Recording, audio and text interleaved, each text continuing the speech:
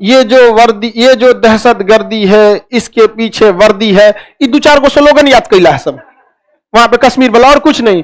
हम क्या मांगे आजादी, हम क्या चाहते आजादी, यही मैटर था। अमित शाह ने रखा, लोकसभा राज्यसभा राष्ट्रपति ने साइन कर दिया, 370 खत्म, हम क्या मांगे आजादी। लो हरी सिंह, और इन्होंने 370 का मसौदा तैयार करने की जिम्मेदारी किसको दी? से वाह वाह, हो गया, मीट की जिम्मेदारी कुत्ता को। तो नहीं, अमित शाह बना दे कोनो उल्टा सीधा कानून, मोदी जी अंदर से देख लेंगे।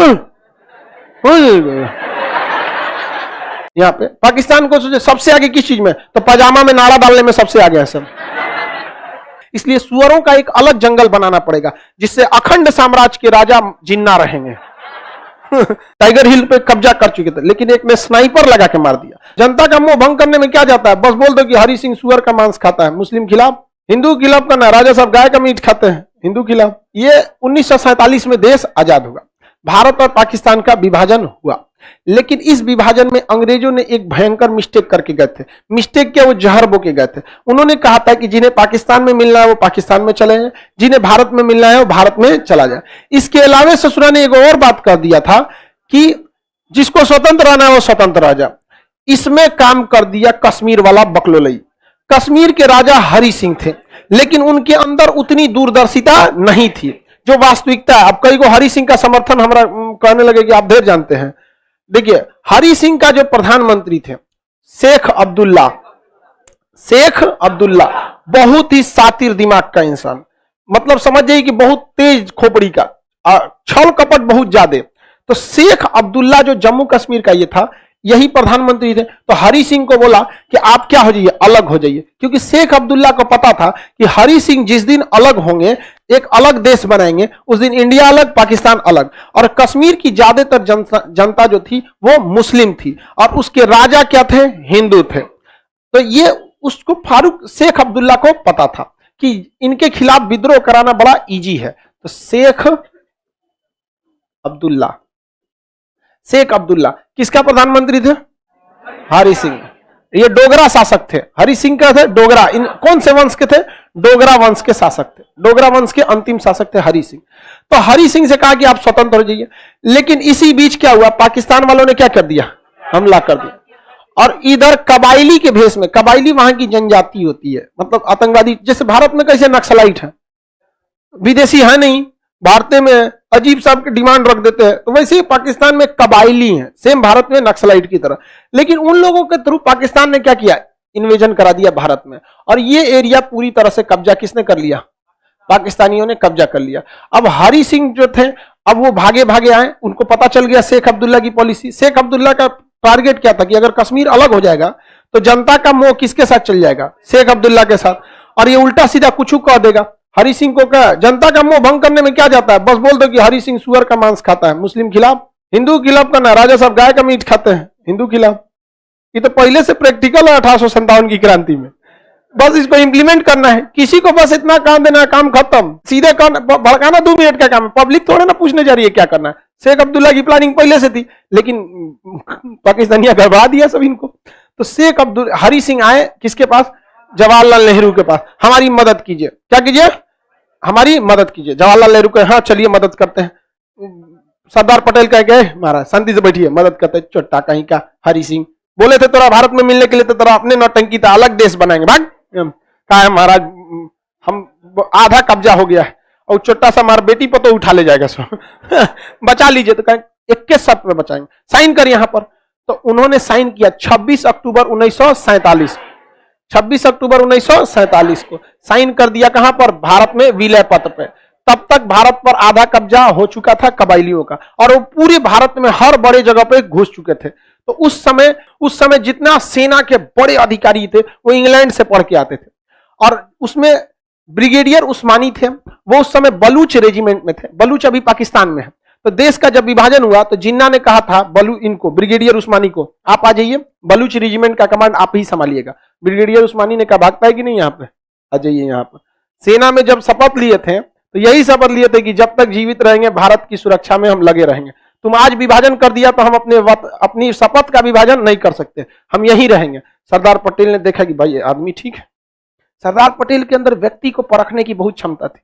वो एकदम गरीब परिवार से उठे थे, उन्होंने ये जिम्मेदारी सौंपी किसको? ब्रिगेडियर उस्मानी को, कि जाइए आप इनको बताइए क्या है। ब्रिगेडियर उस्मानी जब यहां से गए अपनी सेना लेकर, 900 से ज्यादा पाकिस्तानियों को मार दिए, साफ हो गया सब आते वहां पर।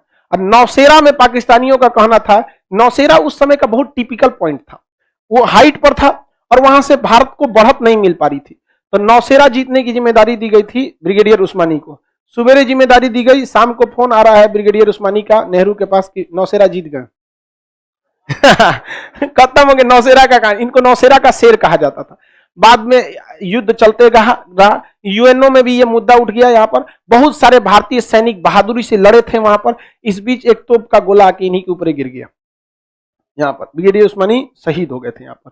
तो यहाँ पे इनकी कहानी नौशेरा का शेर कहा जाता था। और ये हमारा देश कब आजाद हुआ? 47, और 47 में क्या हो गया? मार चालू हो गया, और ये युद्ध 48 तक चला था, और कई सारे इसमें हमारे भारतीय सैनिक शहीद हुए सब। यहाँ पर एक्चुअली क्या होता है कि जब भी कोई शहीद होता है ना, कमांडर का नाम ही सामने ज्यादातर आ जाता है। जैसे विक्रम बत्रा साहब, आप देखिए उनके साथ बहुत लोग शहीद हुए, बहुत सारे लोग शहीद हुए, लेकिन कुछ लोग जो होते हैं ना बड़ा विषम परिस्थितियों में शहीद होते हैं। विक्रम बत्रा साहब जीत चुके थे, टाइगर हिल पे कब्जा कर चुके थे, लेकिन एक ने स्नाइपर लगा के मार दिया। स्नाइपर की गोली बहुत तगड़ी होती है, और स्नाइपर लगने के बाद कोई बचता ही नहीं है। और स्नाइपर लगा के, स्नाइपर का काम ही होता है वीआईपी को मारो, पब्लिक को मारने के लिए स्नाइपर नहीं होता, मेन कमांडर को मारो। और खोजिए रहा था बत्रा साहब को, इसलिए देखेंगे ना सेना में जब अधिकारी लड़ने जाता है ना, तो उसका मेडल वेडल सब उतार के एकदम नॉर्मल फौजी की तरह दिया जाता है, ताकि दूर से पता ना चले कि यही अधिकारी है, वरना स्नाइपर वाले उन्हीं को मार डालेंगे।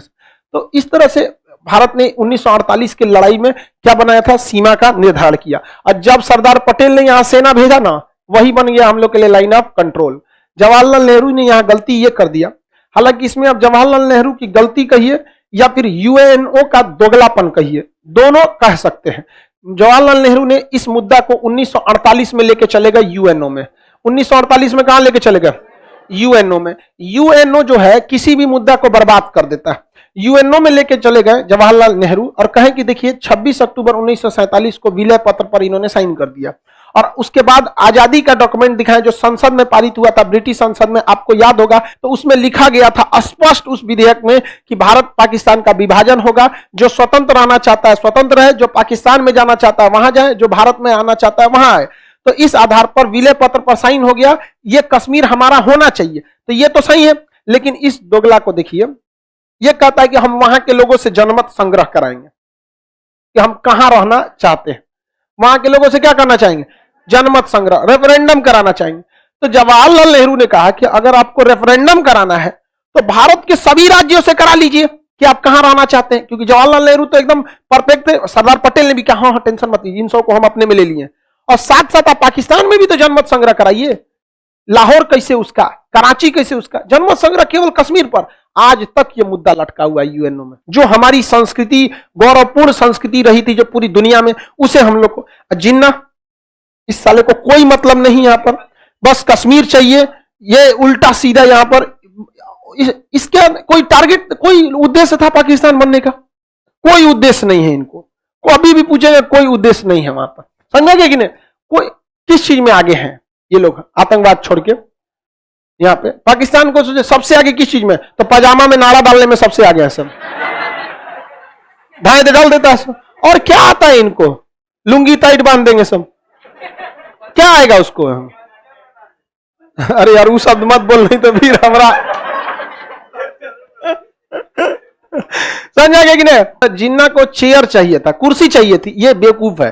देखो बाबू, कुछ लोग कहते हैं कि प्रधानमंत्री के लिए जिन्ना ने ये सब कुछ किया। बाबू जिन्ना ने तो पाकिस्तान की मांग 1940 में ही रख दी थी।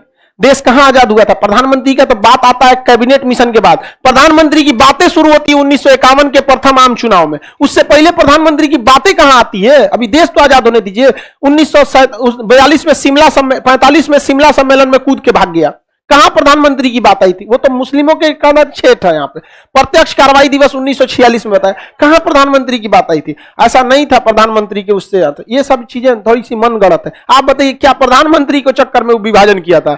नहीं, उसको अलग बनाना ही था। सुअरों का एक बाड़ा खोलना था उसको, जहां एक साथ सब रह सके। तो वो उसने कहा कि यहां नहीं रह पाएगा, शेर के साथ सुअर नहीं रह सकते, तो उसने क्या कर दिया? विभाजन कर दिया वहां पर। समझ में आ गया कि नहीं आ गया? तो ये मत सोचिएगा कि उसने क्या किया था, अलग रह दिया था, क्योंकि उसे पता था कि जंगल में अगर रहेंगे तो कभी भी सुअर जो है वो राजा नहीं बन सकता, इसलिए सुअरों का एक अलग जंगल बनाना पड़ेगा जिससे अखंड साम्राज्य के राजा जिन्ना रहेंगे। इतने विभाजन करके रखेंगे। यहां हरि सिंह की भी बेवकूफी थी, क्या जरूरत है यार, पिटा के आए हो, तुम्हारी बात कोई नहीं सुनेगा, होशियारे बनते हैं हरि सिंह। यहाँ पे यूएनओ में मामला चल गया, अटक गया। अब कश्मीर जो था, हरि सिंह किस पे बिलीव करते थे, शेख अब्दुल्ला पे। इसने कहा, हरि सिंह ने कह दिया कि हमारा अलग संविधान बनेगा, इसने चढ़ा दिया इनको, हरि सिंह को, कि कहिए हमारा अलग संविधान रहेगा। ये 370 कहे थे ये हरि सिंह, हमें लिए क्या रहना चाहिए 370, ये जिम्मेदारी मिट गया हरि सिंह पे। ओहो माय गॉड, हरि सिंह। और इन्होंने 370 का मसौदा तैयार करने की जिम्मेदारी किसको दी, शेख। वाह वाह, हो गया, मीट की जिम्मेदारी कुत्ता को। हाँ, समझ में गए, नहीं ना रह सकता है। तो अब देखे यहाँ पे हरि सिंह ने कह दिया कि भैया हमारे लिए क्या रहना चाहिए, अलग संविधान। इन्होंने कहा कि हम अच्छा से मसौदा तैयार करेंगे। 370 में इन्होंने ऐसा बातें डाला था। 370 का एक में इन्होंने सबसे पहले कहा था कि जम्मू कश्मीर की सीमाएं भारत की सीमाएं हैं, मतलब जो जम्मू कश्मीर का क्षेत्र है वही भारत की सीमा है। तो 370 के ए में कोई छेड़छाड़ नहीं हुआ है। देखियो 370 ए अभी भी वैसे ही है, क्योंकि 370 का ए हटाएंगे तो जम्मू कश्मीर की सीमा भारत की सीमा नहीं रहेगी, ऑटोमेटिक भारत से अलग हो जाएगा। तो ये कहता है कि जम्मू कश्मीर की सीमाएं भारत की सीमा, अच्छी बात है। उसके बाद जम्मू कश्मीर में भारत का पूर्ण संविधान लागू नहीं होता। आगे और बात कहा गया है, यहां पर राष्ट्रपति का शासन लागू नहीं होगा, यहां नेशनल इमरजेंसी लागू नहीं होगी, यहां बाहर के लोग यहां आके परमानेंटली बस नहीं सकते हैं। ऐसा बात किया गया। सबसे खराब इसमें कहा गया था कि पाकिस्तान की कोई लड़की अगर भारत में यहां जम्मू कश्मीर में शादी करती है तो उसे जम्मू कश्मीर की नागरिकता दे दी जाएगी, लेकिन भारत की लड़की अगर जम्मू कश्मीर में शादी करती है तो उसे नागरिकता नहीं दी जाएगी। यह सबसे खराब चीज था। का हरि सिंह, कहां दिमाग था आपका, किस किस को हम बोले, इस बर्बादी में सबका हाथ है, समझा क्या कि नहीं। प्रधानमंत्री को प्रधानमंत्री भर रखिए, राजा है ना आप जी, राजा का 10 गो आंख होना चाहिए। तनी अमित शाह बना दे कोनो उल्टा सीधा कानून, मोदी जी अंदर से देख लेंगे।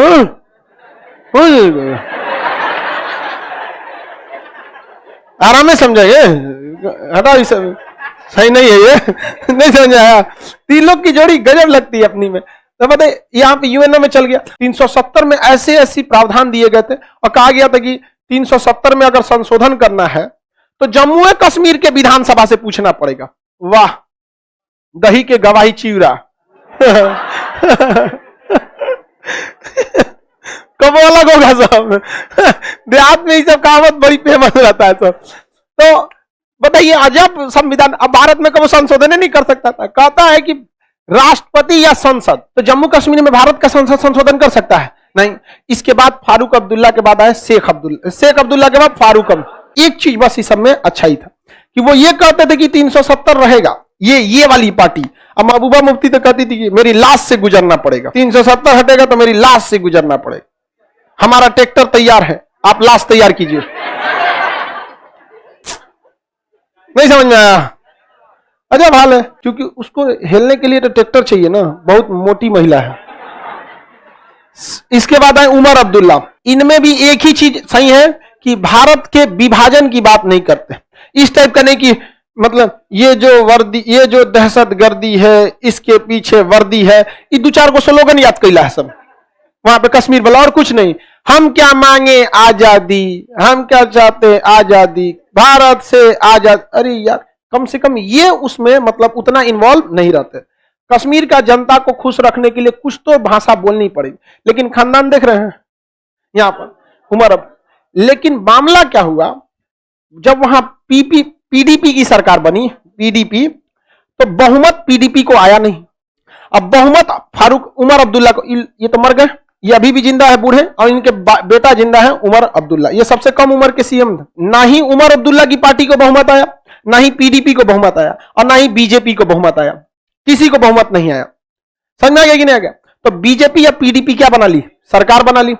गजब बात है। वो कहती है कि जब तक हम जिंदा रहेंगे 370 नहीं हटने देंगे, यही कहता है 370 हटाएंगे, लेकिन सरकार बना ली है दोनों। ये समझ में आ रहा है ना, सरकार बनाने के मैटर में कोई मायने नहीं रखता है इस सब चीज में।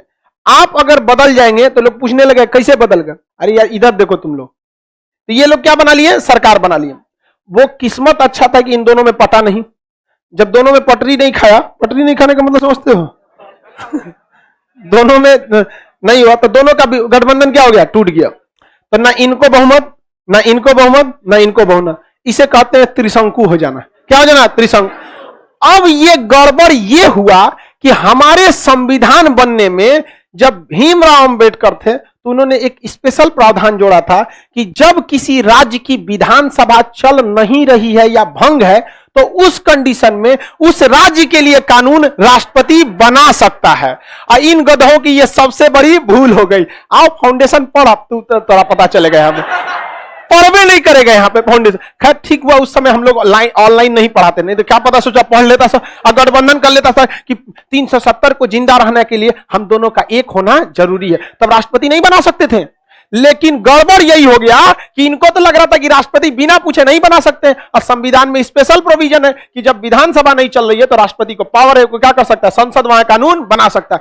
यही मैटर था। अमित शाह ने रखा लोकसभा, राज्यसभा, राष्ट्रपति ने साइन कर दिया, 370 खत्म। हम क्या मांगे, आजादी लो। तुम चलाते रह गए पत्थर, हमने हटा दिया 370।